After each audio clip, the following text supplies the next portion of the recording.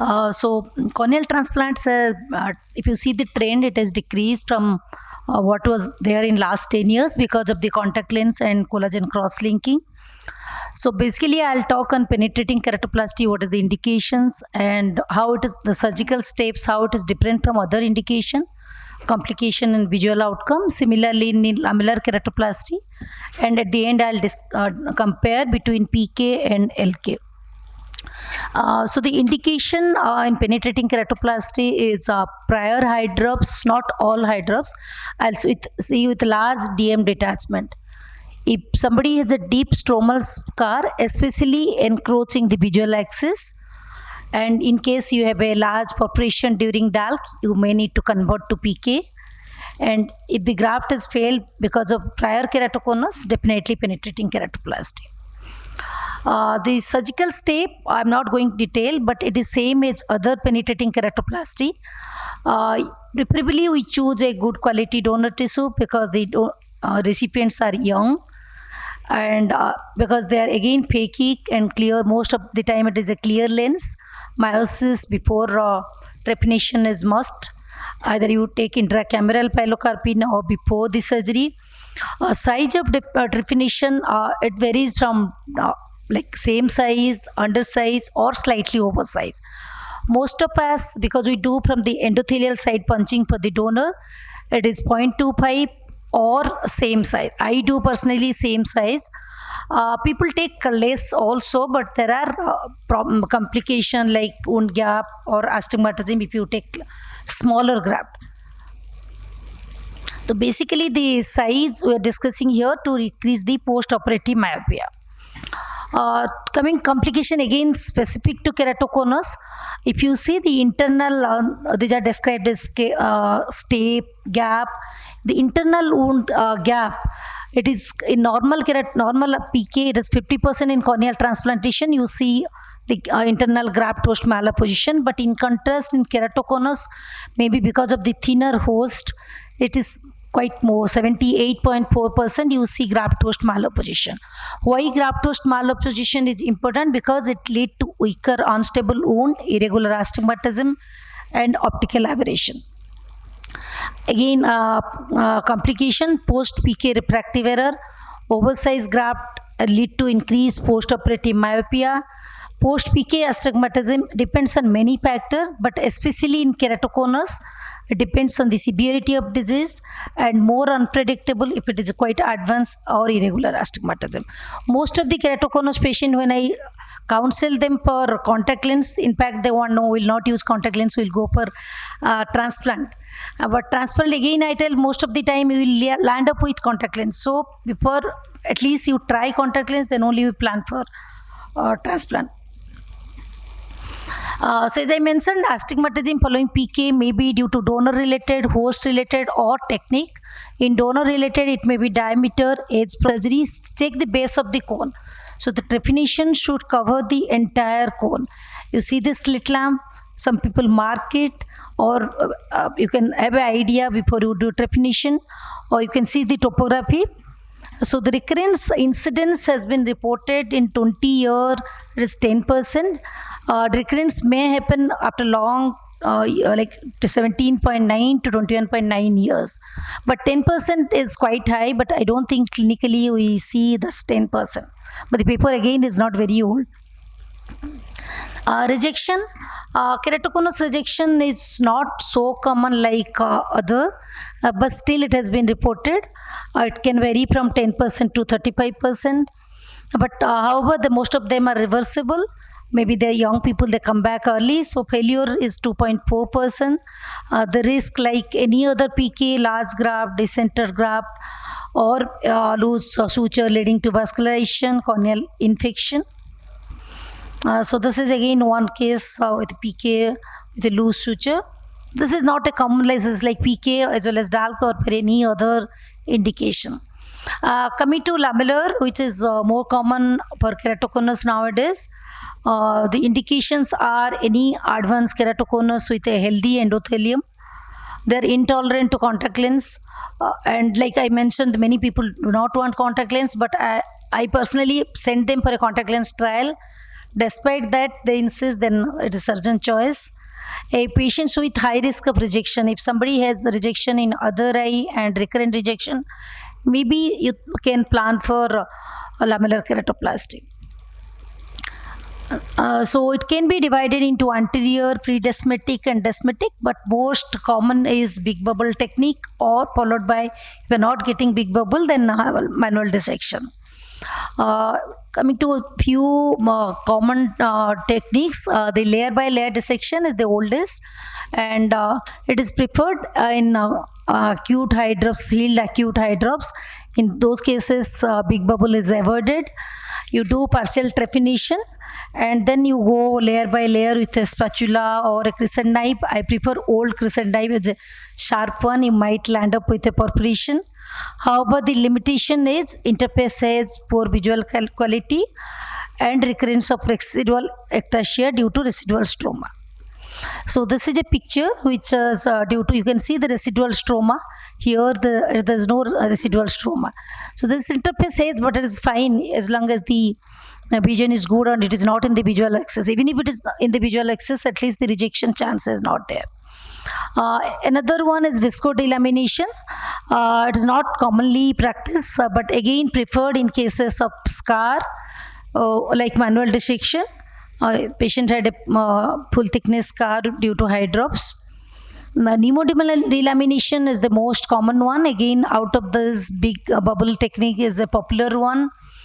You do the trephination up to 60 to 80%, and mostly vacuum trephine is preferred. You take 30 gauge needle and don't go to the center, because in keratoconus especially there will be a chance of perforation. So you may get a type 1 or type 2 bubble. I'll show a video where the multiple attempts has been done. It's not that one go you can leave it and convert to PK. Even if it's a small perforation at the periphery, you can go ahead and do. So this is a type 1 bubble. Maybe the resident shows there, it is in the center, and there is a type 2 bubble. It starts from the periphery. 1 minute. As I mentioned, preferably vacuum trephine, because it keeps a uniform group. Some people do the air injection just at this stage, and many try to remove the anterior stroma and then inject.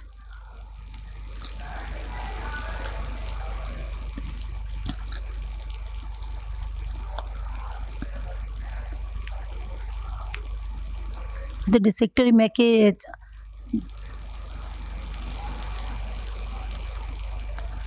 So this is not happening again the second time.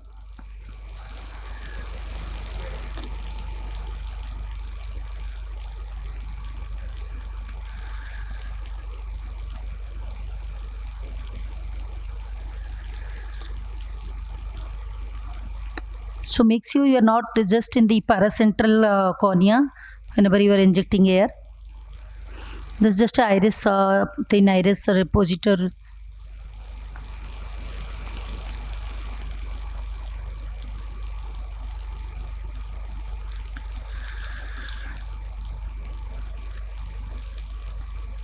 There are dark scissors available for the section.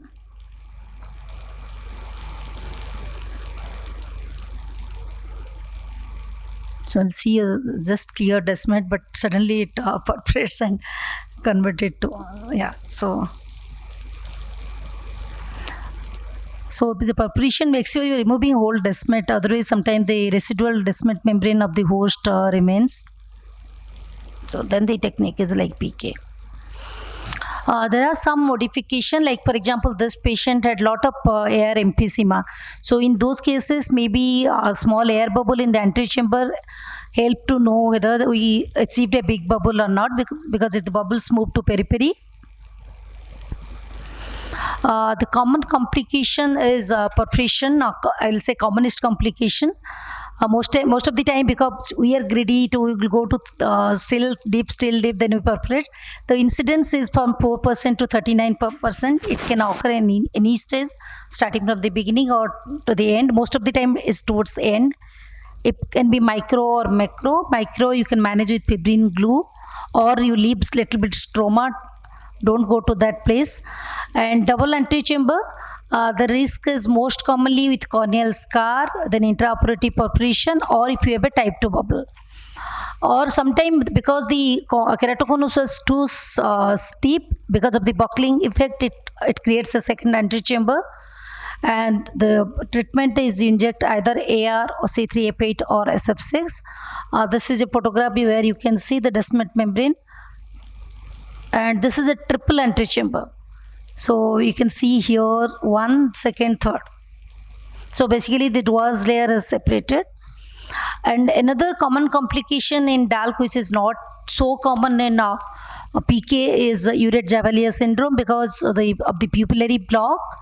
It happens, but so timely diagnosis of pupillary block and doing the paracentesis to reduce the size of gap sometimes help. Otherwise, the graft is clear. Many times the patient complain of glare, and especially it is difficult to manage because the patients are phakic. So to do a pupilloplasty is also a challenge. Another challenging complication, this is one of my patients who developed interface infection just 3-4 days after surgery. So it managed empirically. Otherwise, you remove the suture and scrape the bed, but it is not in the bed. It is mostly in the donor cornea. So it may be due to donor-related infection or surgically. This graft infiltrate is quite old, so it is not early complication. It's maybe PK or DALK. Again, the interface says either you leave residual stroma, the interface says is like this, or the blood vessels come time. Stromal rejection also is reported in, so the lot of blood vessels seen in the interface. To compare between both, the learning curve, as we all know, the DALK is a steeper or longer learning curve. The outcome of during learning phase is bad, but otherwise DALK and PK are comparable. So if you see the visual acuity, even the meta-analysis has shown there is no significant difference. In learning stage, as I mentioned, if the residual stromal bed is 60 micron to 80 micron, then there is a poor outcome. Otherwise, if it is less than that, even if you leave residual stroma, the visual outcome is good. Coming to astigmatism, spherical equivalent, there is no difference. Endothelial cell count rejection in PK is 14% and in DALK it is 5.8%. It is more than normal cell loss. But there is no late endothelial failure. Again, there is no significant difference. However, rejection is expected, endothelial rejection. It is 2.69 times more than the DALK. So to conclude, both enjoy comparable outcome in terms of major aspects such as VCPA, astigmatism and graft survival. Definitely the endothelial cell loss and endothelial rejection are less in DALK. And we can try, especially where the good quality of tissues is scarce. I did not touch Bowman membrane transplantation, which is the latest. I don't have any personal experience of Bowman. It is again technically challenged, but few case reports and literature which is a short-term result of Bowman membrane transplantation is coming up. Thank you for the nice presentation. So is there any comment or questions from the audience?